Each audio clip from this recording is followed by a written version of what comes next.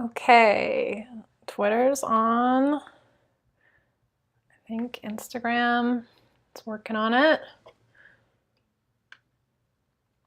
Okay, Instagram is on. Let's see.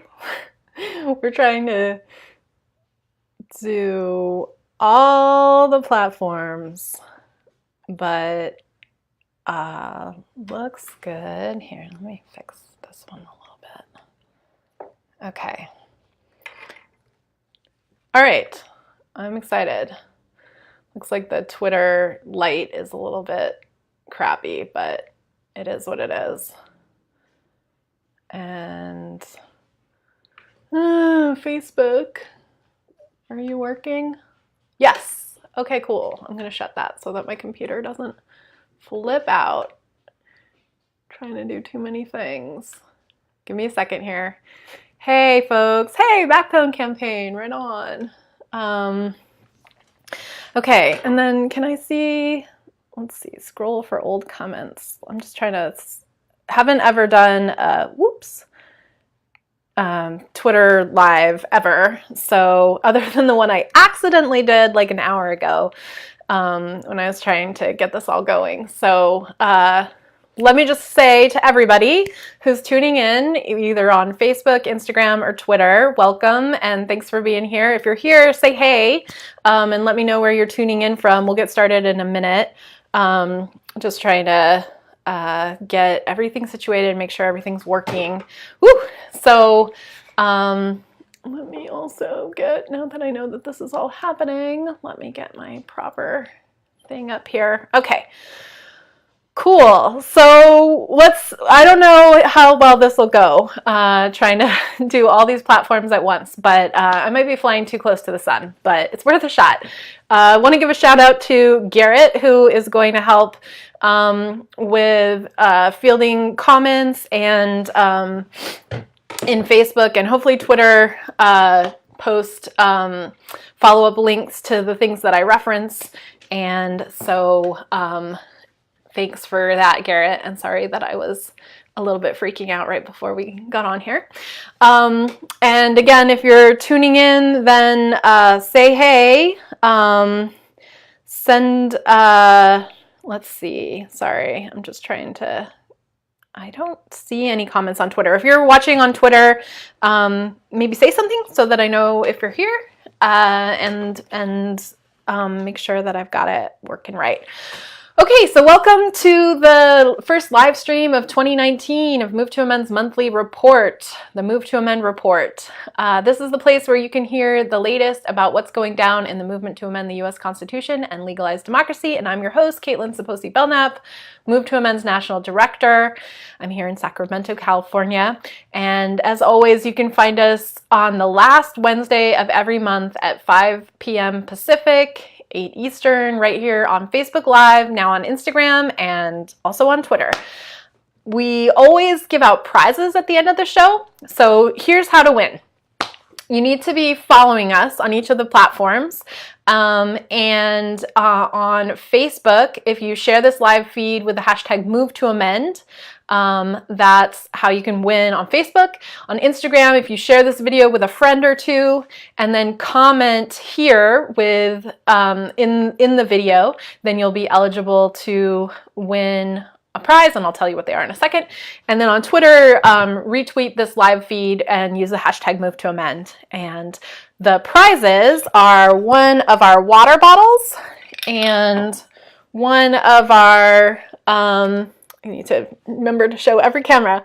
The system isn't broken, it's fixed. Stamps, and then has our website. And then the other stamp is not to be used for bribing politicians. So we use these stamps to stamp our cash money. I had a bill floating around here, but I think in all my chaos of having 2 different phones plus a computer, and everything plugged in, I lost track of the bill to show you. But you can use it to stamp your money and spread the word. So again, we'll be giving away one of these water bottles, one of these stamps, each one of the stamps to folks who on Facebook share this live feed with the hashtag Move to Amend, share this video on Instagram with a friend or two, and then comment in the video, and retweet this live feed on Twitter and use the hashtag Move to Amend. And we'll pick 3 lucky winners, one from each of the platforms, and Garrett will let me know who did it, and we'll announce the winners at the end. So let's see. And also, please, post your questions or comments at any point in the video. Garrett will help me make sure that I don't miss anything. And would love to hear from you. Would also love to hear where you're tuning in from and who's here right now. Would be great to know, just so that I can say, hey, I can't see the Facebook folks, so I should name that Garrett. I've got the comments, the chat open in our Google document, so that you can tell me. Well, I'm trying to have it open. My intention is to have it open so that you can tell me. That's no good. Sorry, hold on one second, folks. I do need to make sure that I can see what people on Facebook need. So maybe I need to actually, maybe I will risk, hopefully the internet doesn't freak out. If it does, then we'll scratch this, but it feels like I should maybe, I don't see a way to see chatting anymore in this Google document. Google Docs changed all their stuff recently, and maybe they got rid of the chat function. So let me just really quick here pull up Facebook just so that I can see you all in Facebook too. And then we'll get started. So I see Alfonso, and again, hey to Backbone Campaign, and hey Shelly. Can't see who's here in Twitter. That's another thing that's slightly less than ideal. While I'm waiting for Facebook to come up, sorry that you all have to be exposed to my technical exploration. This is definitely the first time that we have done this. So in any platform besides Facebook. So if you've got suggestions or nope, I don't want chat hidden. I want to see chat. Or feedback on how to make this better, then let us know. All right. So, hey, Ron from New Mexico. All right, so I've got Facebook on. I'm not quite sure if I'll be able to see the comments in real time, but we'll figure it out. At least that's an option now. Okay, let's jump in. So we wanted to talk about, first of all, PG&E, which is the Pacific Gas and Electric Company, the monopoly utility here in California where I live. And it's a big story, and it's super infuriating, and it's a great example of corporate rule.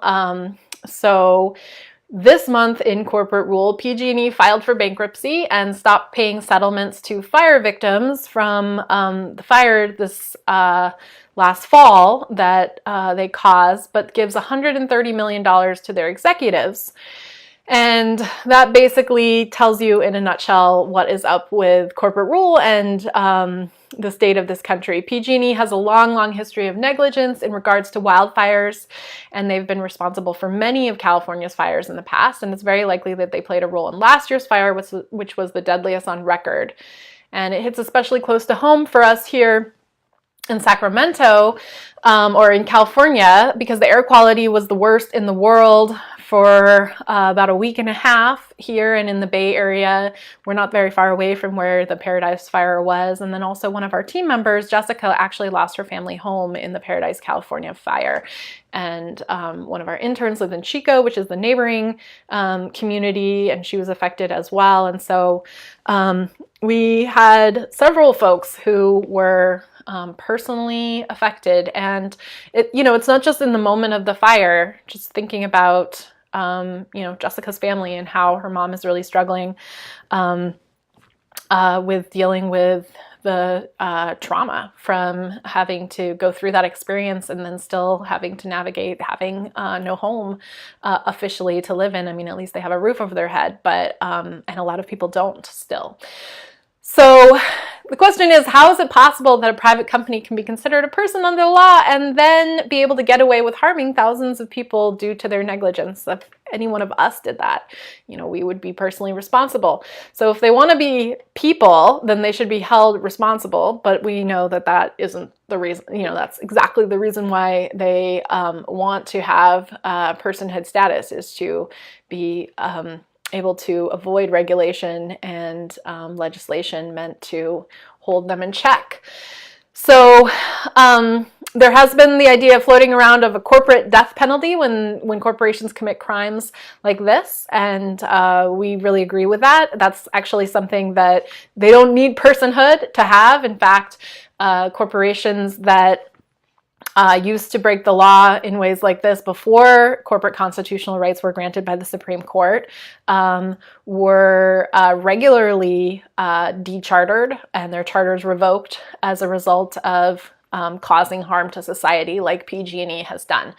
Or we could also indict some of the executives of PG&E who were in charge over these disasters for running businesses in a way that was harmful to the greater public. But something needs to be done, and instead, though, what's happening is that PG&E is declaring bankruptcy and telling its past victims that their settlements aren't going to be honored because they're so strapped for cash, and yet somehow or other they still have $75,000 raise for their senior director of gas operations and other executives. And they're aiming for all sorts of legal loopholes. I mean, if anyone has ever been in an experience where a company goes through bankruptcy, I mean, what happens is they they basically get rid of all of their expenses and debts that they're owed, and then are oftentimes restart as a new entity and are able to just wipe the slate clean as far as their previous debtors and still continue to operate. So there's also discussion about how we really need to make this a public utility, and it shouldn't be a private corporation where it can make a profit off of a basic fundamental thing that we all need, utilities, power. And so that's also part of the conversation, although, there's a long way to change the paradigm to have that be the solution. But that would be the best answer for what to do about the situation with PG&E. So we're following that case closely, and certainly that's why we need to keep organizing for the 28th Amendment, because people will continue to be taken advantage of by corporations like PG&E when the law treats them as though they're not accountable and they're able to use constitutional rights to shirk the law, which PG&E has done a number of times in a number of instances. We'll keep track of that, and I'm going to take a break real quick here to just remind everybody that we'd love to share one of our prizes with you. We have a water bottle and a couple of our stamps. The system is not broken, it's fixed. And, sorry, that's probably very loud. Not to be used for bribing bribing politicians. Freudian slip there. That you can use to stamp your money and help spread the word. And so in order to get one of those, if you're here via Facebook, then please share this feed on your own wall. Use the hashtag #MoveToAmend. If you're here via Instagram, please share this feed with a couple of your friends right now using the little arrow share button. Just tag them and invite them to come join you, and then also comment in the thread on the video and let us know that you're here, or if you've got a question, basically any comment will qualify. And then with Twitter, please retweet this feed and use the hashtag #MoveToAmend.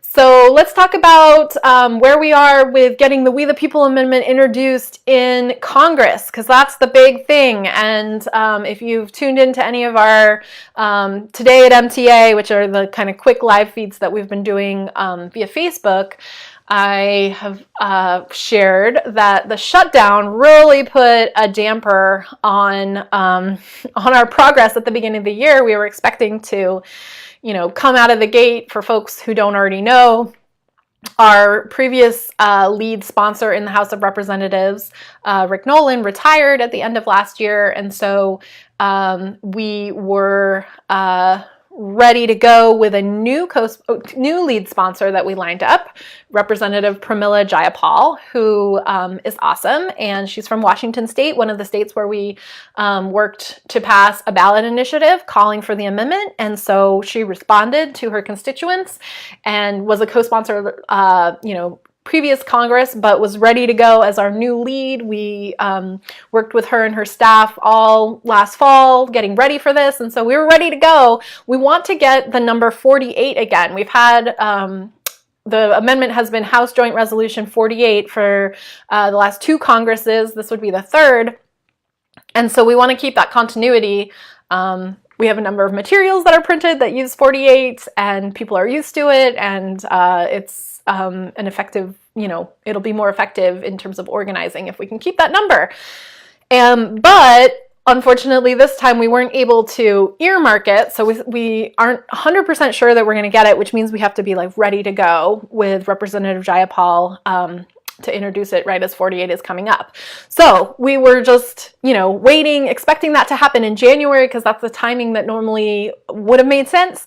And then the shutdown. So things are going really slow now because everything is, so even though the shutdown is over and government is back, for now at least, everything is out of whack in DC. And so they're only on 35 right now, and we're closely watching it. But certainly we were not able to kind of hit the ground running, at least with the amendment being introduced the way that we had planned. So where things stand now is that we're working to secure all of our previous co-sponsors from the last Congress, because every new Congress, every bill has to be reintroduced, and everybody who was on needs to reaffirm that they're going to come on. It's not guaranteed that they are. And so we are working to get all of the dozens of previous co-sponsors. We ended last year with 66. Some of those folks retired or didn't run again. And so we don't have all 66 of those people still in Congress, but the bulk of them are. And so we on the national level are working to secure those folks back and make sure that they're signed up and ready to go as soon as Representative Jayapal is able to introduce the amendment. And one thing that you can do to help is contact your representative and ask them to be ready to sign on when the We the People amendment is introduced. So if you're on Facebook and Twitter, Garrett will share the link where you can send a message to your representative letting them know that you'd like them to sign on. And even if they were not a co-sponsor last time, you will help grease the skids for us when we follow up as soon as the amendment is introduced. And then also you want to keep an eye on Representative Jayapal's social media as well as ours.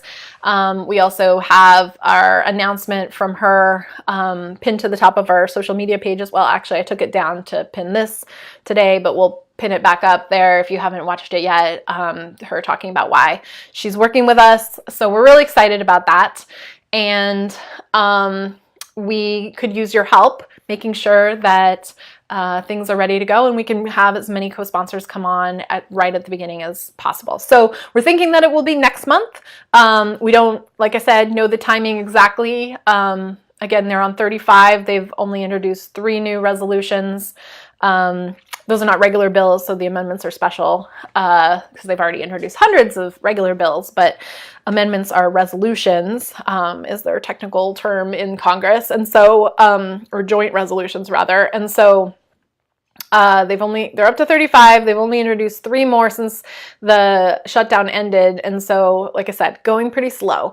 So in the meantime, though, we can contact our representatives and let them know that it's coming and that we want them to commit to signing on. So please follow the link that Garrett posts. And if you're on Instagram, sorry that we can't post a URL for you, but if you go to movetoamend.org/amendment, you can find the details there. So that's kind of the big thing that we're working on, getting ready to go for that. I'm going to talk in a little bit about what we have planned for the year to escalate.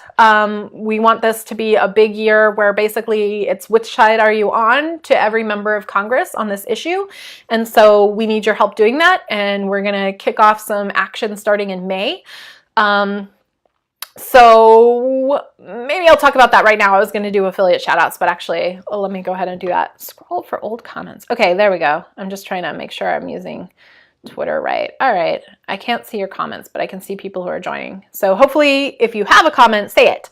And again, reminder, you can ask me questions at any time. Garrett will make sure I don't miss them. So on any of these platforms, if you've got questions or comments about what I'm saying, then please go ahead and make them, and we'd love to hear from you. So, what we have planned is we're basically going to have several moments of escalation through the year and work up towards trying to get every single member of Congress to let us know which side they're on. Okay, actually, Garrett, I can see that chat that you just posted, so it was hidden until you posted something, but just so you know, if there are any Facebook comments, I can see them there because I'm not looking at Facebook right now. And in fact, I'm going to shut it just because I'm afraid it might be making everything go slow.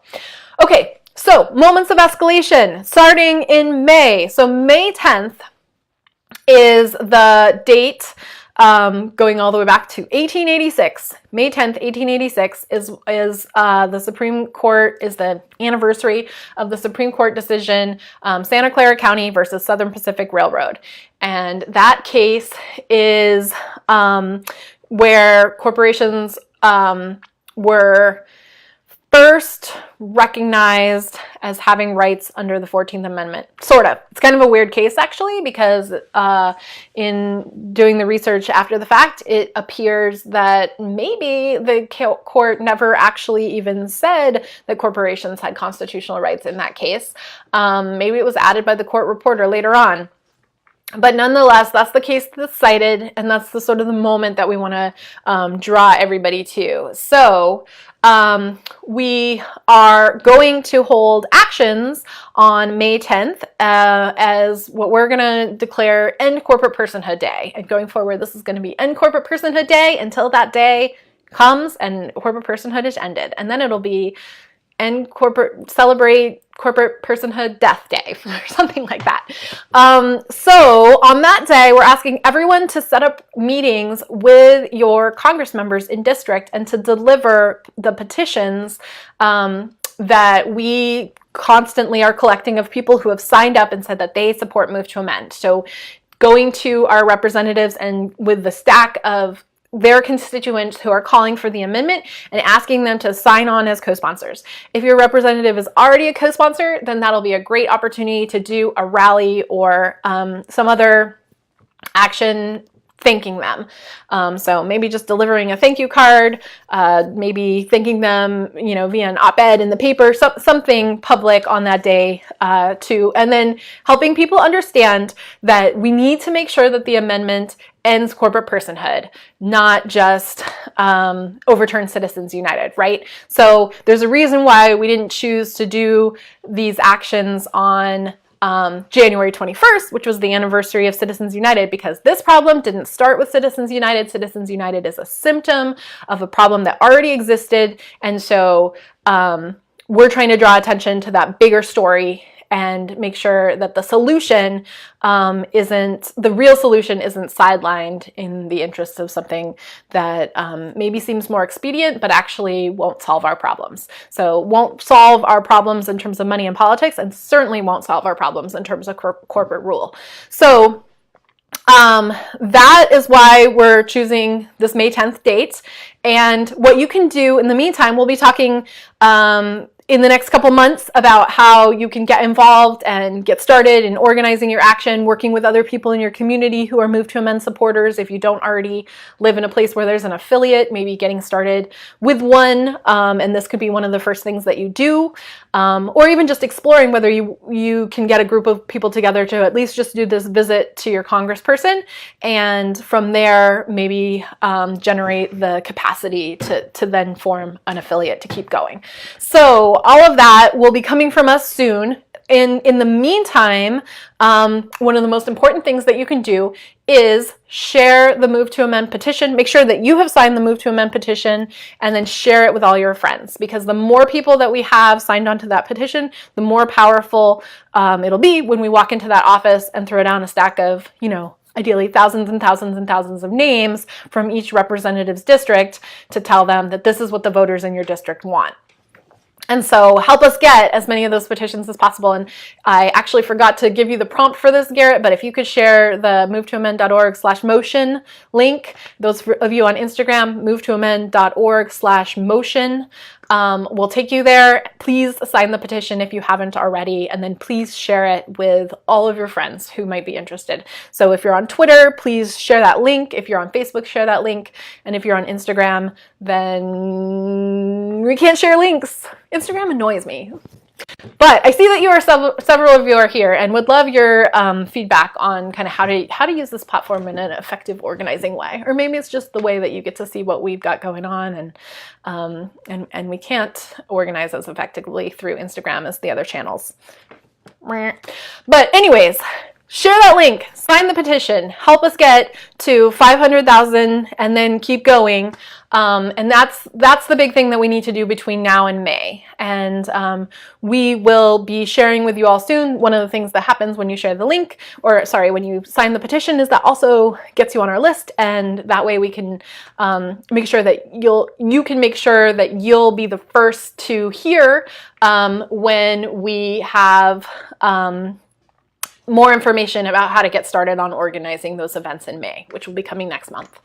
So that's coming up soon. And then, so that's just kind of the first step. That's May. Then in June, we're going to have a lobby day in Washington, D.C., which we do every year. So we'll be doing that again this year as part of our leadership summit. I'll talk about the full leadership summit in a minute, but know that you should plan, if you can, to come join us in D.C. for an awesome conference. Probably, I would say that I would not be surprised if you come and you leave feeling like it's the best conference you ever attended.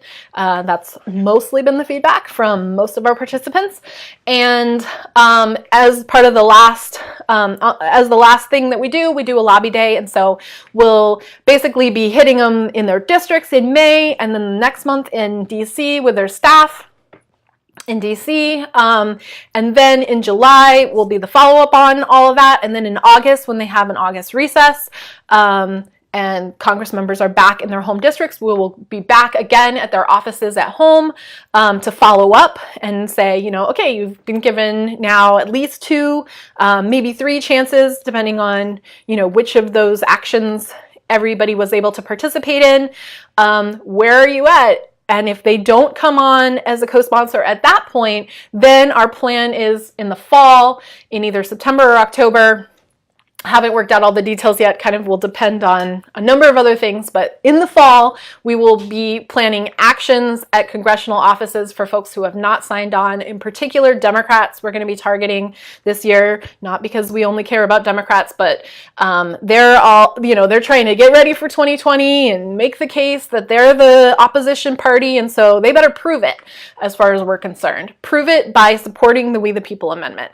And if you have Republican representative, and that's fine too. There's no reason why we would let Republicans off the hook, but we do ideally want to get to every single person in the Democratic delegation to say, you want to be the opposition party? Well, what are you doing to show it? And so in the fall, that will be the plan, is we will do these actions, which will involve sit-ins when strategically that makes sense. And so that's what we're kind of gearing up for. And in order to escalate to that kind of action, you have to give other opportunities for folks. You can't just, we couldn't just do sit-ins in May without giving folks a chance to to come on board and be supportive and get their questions answered, etc. So that's why we're going to use this timeline to kind of build up to it. So this is a big year. Obviously, as we all have seen, everybody's already talking about 2020. We're trying to walk that line and do that ourselves to some degree, because obviously it does matter who the candidate is, and we agree that we need to get rid of Trump. That is Move to Amend's position for sure. However, we still have a long way to go before that, and so we don't want to only be talking about 2020, but we're trying to walk that line. And as part of that, to help frame the national discussion going into that election, when every single member of the House of Representatives will be up for re-election, a number of senators, and then of course we have a presidential election. And so part of how we do that is by building up to it over the course of this year. So I hope all of you will join with us in that. I'm really excited about it. I think it's going to be fun. I think it's going to be you know, a little bit, we're going to be shaking the table a bit, and I'm excited to see what comes of it, and I'm excited to have all of you hopefully joining us in that escalation and making sure that by the end of the year, nobody in Congress is off the hook, and we're ready to go into the next year where, again, everybody in the House is up for re-election. And we will be working on getting our amendment introduced in the Senate. Unfortunately, that's going slower than we had hoped. So right now, we're really focusing on just getting it introduced in the House. That's kind of for next month.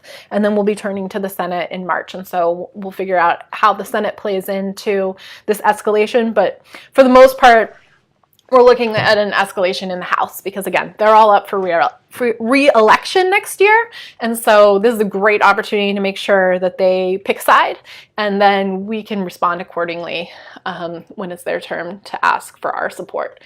So that's the plan.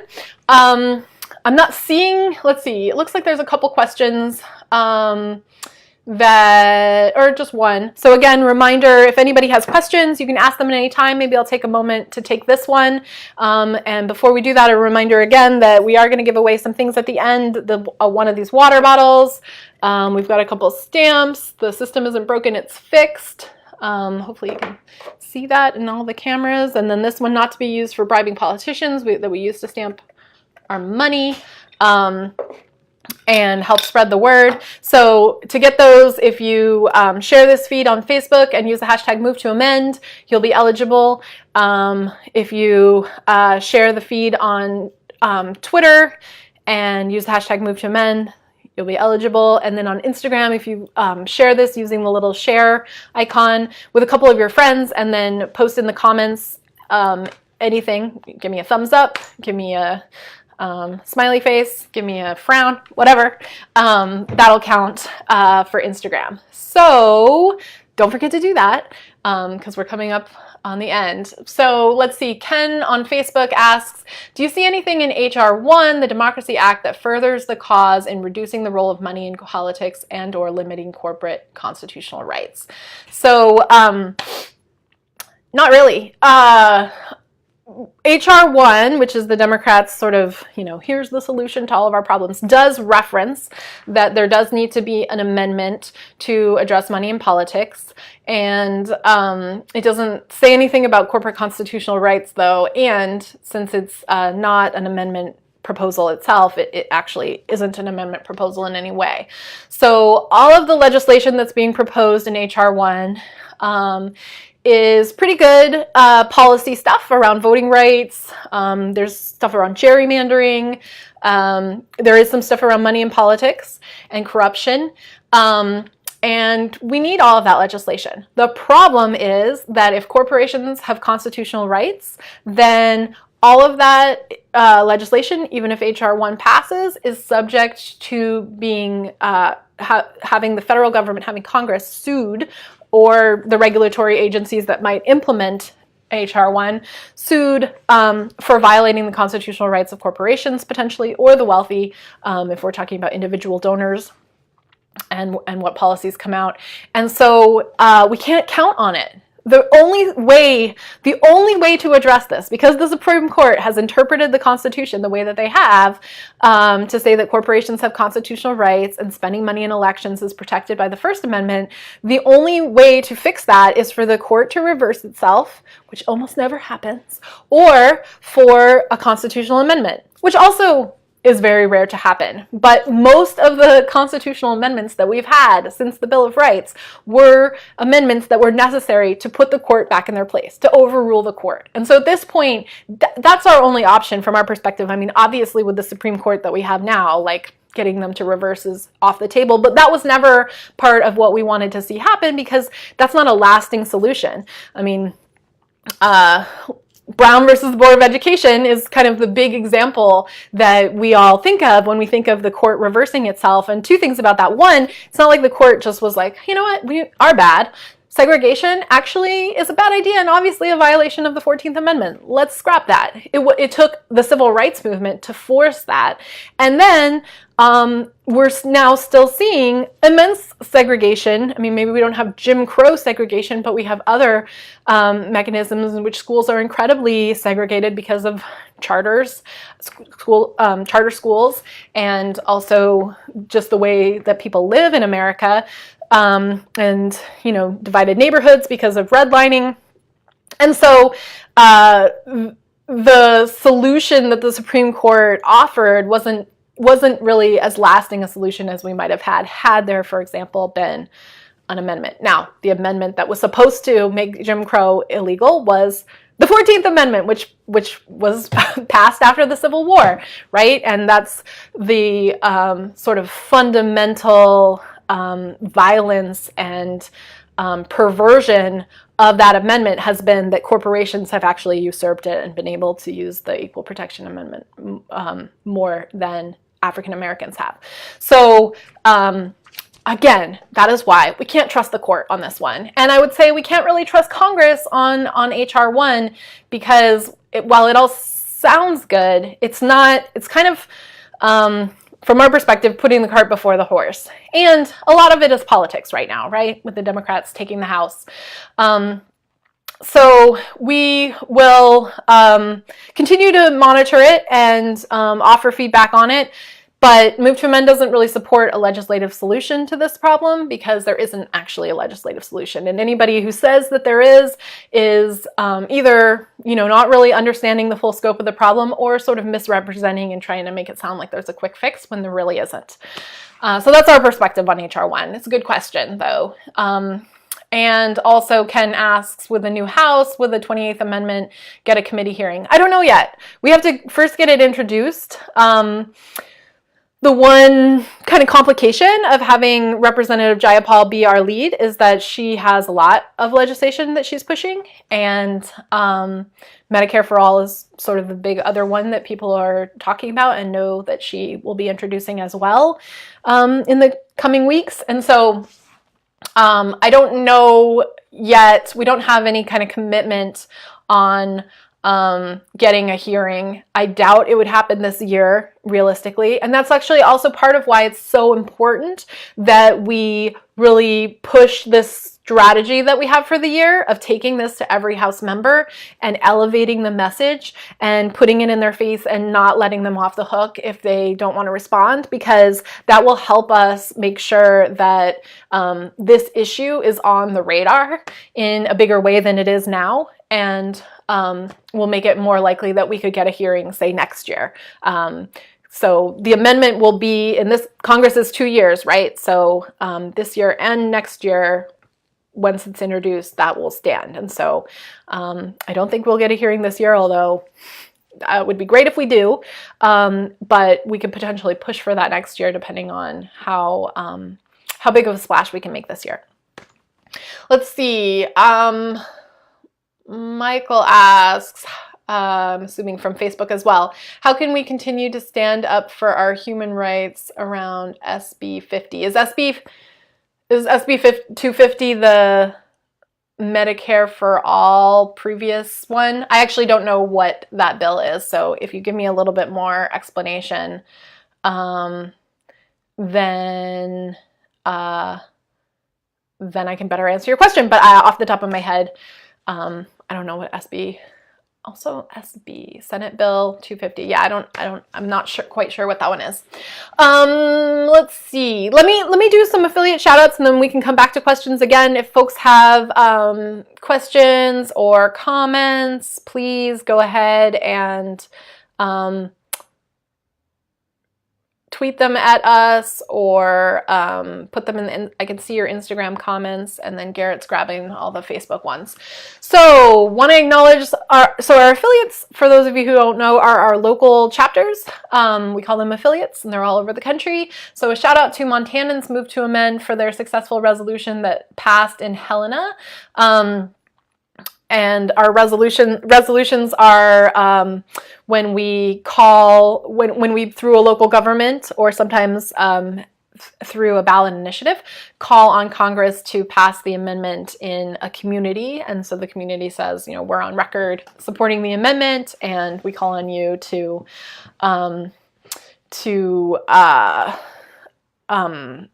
further the amendment in Congress. And so we passed one in Helena, Montana. Great job. And then folks in Montana have been hard at work building support for Move to Amend among Montana's elected officials. They got several new signers to the pledge to amend, and are helping to pass our resolution in Montana's Democratic Party as well. And then they're working at the state level. So Montana is one of the states that actually passed a statewide ballot initiative calling for the amendment. But that was in 2012, so it's been some years.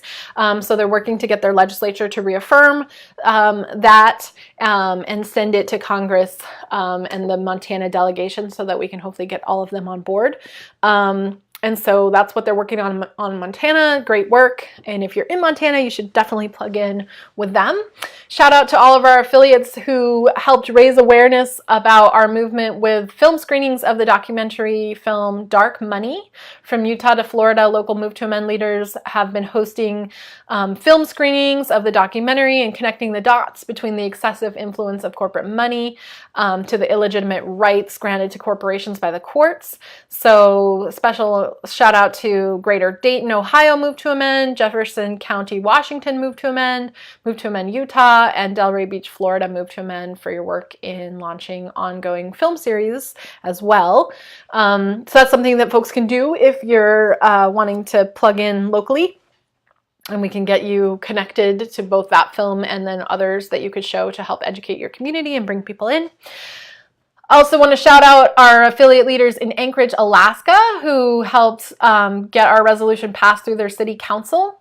And Move to Amend Anchorage was instrumental in convincing the Anchorage City Assembly to pass a resolution calling for an amendment to make clear that corporations are not people and money is not speech. So great job to our friends in Anchorage.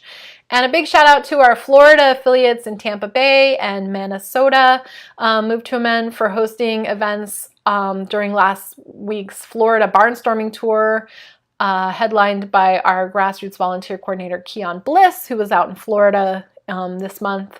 We got a lot of volunteer interest, made some good connections with potential partners, and may have a couple new affiliates rise up out of the mix, and so we're really excited about that. So great job to everybody in Florida. So again, just want to make sure that folks share the links and get eligible for winning one of our 3 prizes that we'll do, one for each platform. And just a couple more things in terms of like what's coming up. And then again, if you've got questions, I'll stay on and answer them until you have exhausted my knowledge. So want to make sure everybody knows that Move to Amend is 10 years old in 2019. Might seem like we should be 9 years old because the 9th anniversary of the Citizens United decision was this month, a couple weeks ago.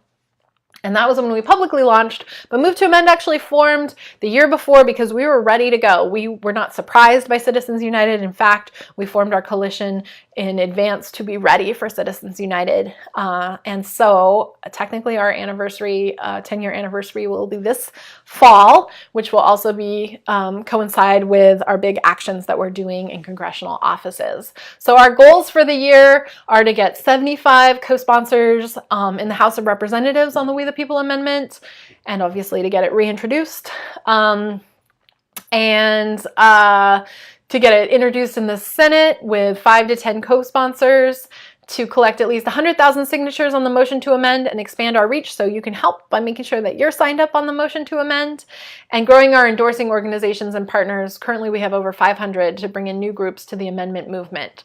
So one of the things that you can do to plug into all that is sign up to join us for our February 5th start a Move to Amend affiliate group webinar. We do Take Action webinars once a month on the first Tuesday of the month, and so next month will be Start a Move to Amend affiliate group. Garrett will share the links in Twitter and on Facebook, and if you're on Instagram, you can go to movetoamend.org/webinars with an S at the end, and that'll take you to the schedule and you can see where to RSVP for the one in February. And it would be great to have you all join us and help us get started building more affiliates across the country. We'll also be doing speaking tours. Last year we visited 63 cities, and you would have either seen me or Greg, our outreach director, or Keon, our volunteer coordinator, or George, one of our board members and founders, or Jessica, our program director, at some stop around the country, and we want to visit even more towns in 2019. So please send an email to barnstorming@movetoamend.org to nominate your city to host a barnstorming stop. We know so far that we will be in the South in late March, April. I'll be in Tennessee, Alabama, Arkansas, Mississippi, and Georgia, well, at least Atlanta, at the end of March, beginning of April. And we're also looking to Greg is going to be in New Hampshire, Vermont, Maine, and Massachusetts in April as well. And then I'll be doing the Mid-Atlantic, so like the states around the DC area, so DC, Virginia, and Maryland in May. And Greg will be in Chicago probably in May. So that's what we've got lined up so far. So if you live in any of those states, make sure that you get on our list, and that way you'll get updated when we're coming to your town. And if you don't live in one of those states and you live somewhere else, then let us know if you would like to bring us to your community. We would love to come visit and give our exciting talk and call to action and plug in your community. So let's see, I think those are the updates, the main updates that we wanted to share with you. And as I'm waiting to see if anybody has any questions, any additional questions, I just want to thank everybody who is a volunteer and actively involved in Move to Amend, those of you who are listening. And if you're not already, then please join us. And one of the ways that you can join us, especially if you are short on time, would be to become a Move to Amend sustainer, which is to give a monthly donation to support Move to Amend. I give a monthly donation of $28 a month for the 28th Amendment. I'd invite you to join me at that level, but if that is too much, then $5 a month would do so much to help out. We are grassroots funded. We don't have any corporations that support us. We're not government supported, and there really aren't large foundations that support Move to Amend or this kind of work either. Wealthy people are not super excited to dismantle the corporate constitutional rights and protections that they currently have to own our government, right? And so that's why we need individuals at the little level to all pitch in. And if everybody does that, then we can be a sustainable organization and carry on for as long as necessary to get this done. So we can't do this work, though, if folks don't all pitch in. And so please make a contribution, and in particular, become a monthly supporter. Again, even $5 a month makes a big difference, and pretty much almost everyone who's tuning in here, I think, could do $5 a month. There are some exceptions, but most all of us can at least do $5. If you can do more than that, then thank you so much. And Garrett will share the link, but it's movetoamend.org/monthly if you're on Instagram and not able to see our links. So there's no other organization that's committed to ending both corporate personhood and money as speech through an amendment. We are the only group that is working on this fundamental systemic solution, and we need your help. So please join us as volunteers, but also pitch in with your money. And most of our volunteers pivot our attention into that. But the reality is that corporations are chartered at the state level. And so the state where a corporation is chartered grants them that charter and technically can remove that charter. And there's different, states have different criteria for what grounds can justify charter revocation. It's generally the Attorney General or the Secretary of State, depends on the state, that is responsible for chartering corporations and revoking their charters as well. So there have been efforts a couple times in recent history. It used to be something that was very commonly done when corporations acted beyond their authority. A typical response would be for their charter to be revoked if they caused harm, if they, did like what we're seeing with PG&E, for sure. But it has fallen out of favor as a tactic by our government to hold its institutions accountable. And so we would need to lobby either, again, the Secretary of State or Attorney General, depending on the state, to revoke the charter. And you'd have to, most corporations these days are chartered in Delaware or other states that grant a lot of latitude. So even if we're talking about a company that operates, here in California, say, or in your state, wherever you live, the reality is that it doesn't necessarily mean that the corporation is actually chartered in your state. So you'd have to go figure out where it is chartered. Although they also do need a license to do business in a state. So that would be another piece that could be revoked as well. And again, that would be Attorney General or Secretary of State, depending on what state we're talking about. So we think the systemic solution is to make clear that corporations don't have constitutional rights, and that's like the ultimate fix. And then from there, it would be a lot easier to justify revoking charters again and using that as a tactic for corporations that have gotten out of control. So I don't see any other questions. I didn't see any questions on Instagram. If I missed any though, Garrett, please, I'll stay here to make sure. I didn't see any questions on Twitter either. But I did see one comment from Nolana Legal, so it looks like if there had been any, I would be able to see them. The winner of the water bottle is Alex Jourdain, sorry if I'm not saying that right, from Instagram. The winner of, we'll say, the not to be used for bribing politicians stamp is Richard O'Brien on Facebook. And the winner of the system isn't broken, it's fixed stamp from Twitter is Roz McDermott. So send us a direct message on Facebook, Instagram, or Twitter with your mailing address, and we will send that out to you as soon as possible. And Garrett's telling me there are no more questions, so last call. And the last thing that I'll leave you with is, and I want to start to do this every time, leave you with something that inspired me recently.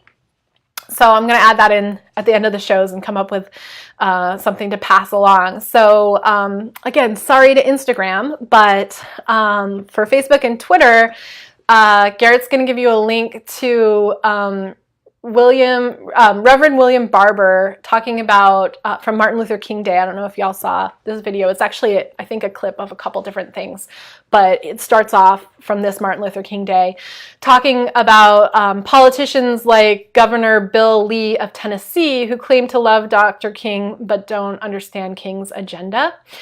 And it's just great. He calls out all these guys claiming to support King but not protecting the people. He also calls out people in the faith community, reverends in the faith community, who say to, that they support and are love Dr. King, but don't work to make sure that people have, a living wage or healthcare. And it's just badass. He's great. And also he says that the real sexual sin has nothing to do with, being gay, or, you know, is not the homophobia that the many in the church community have is totally off base, and the real sexual crime, he says, is the Supreme Court and our government marrying to birth corporate persons. And so shout out to Our Issue is in there as well. So check it out. I thought it was great. It gave me, he has a lot of fire. So way to go, Reverend Barber. And thanks for sharing that link, Garrett. And thanks also, Garrett, for running all the comments. And would be great to hear from y'all about what you think about this format. Sorry if I wasn't looking at you the whole time, but I think this might actually work okay to do all three of these. The Twitter one is, it looks like it's like a little bit overexposed, so maybe I can figure out the lighting or whatever on it. But I'm using an old phone that no longer has what's the word I want? You know, that's not connected to the network, but instead is just using Wi-Fi. So it's a little funky, but that's how we work at Move to Amend. We hack it all together and can come to you with 3 different social media channels at once. So thanks for joining. If you're listening to the recording, I should have said this earlier, if you're tuning into any of these recordings, you can still leave comments, and or if you're on Twitter, you know, just tweet at us with your questions and we can answer them. On Facebook, you can leave your comments, just put your comments straight into the feed. And then on Instagram, you can always DM us and or post on any of our posts, and we will answer any of your questions that come up if you're not tuning in live. So thanks, everybody. We will be here again. We're going to be more clear now that we're always going to do it actually on the last Wednesday of the month. So hopefully that'll make it easier to remember. Our next live stream will be February 27th. I might be tuning in from DC with Salim. We'll see. Right now we're scheduled to be in DC the second week of February, but because everything's going slow and it looks like our amendment might not be introduced by then, I think we might bump it. So we're looking at the last week of February. So if that's true, then we'll do it from DC. And thanks for tuning in tonight. Thanks for all you do for Move to Amend, and don't forget to sign the petition and share it with everyone you know, and then pitch in monthly. Those are the best ways that you can help Move to Amend right away. And then from there, let us plug you in more as much as you're able to do. We'd love to work with you. Have a great night, everybody, and I'll see you at the end of February, if not before. Oops. All right, now the question is, can I figure out how to close all of these down? All right, we'll start with Facebook.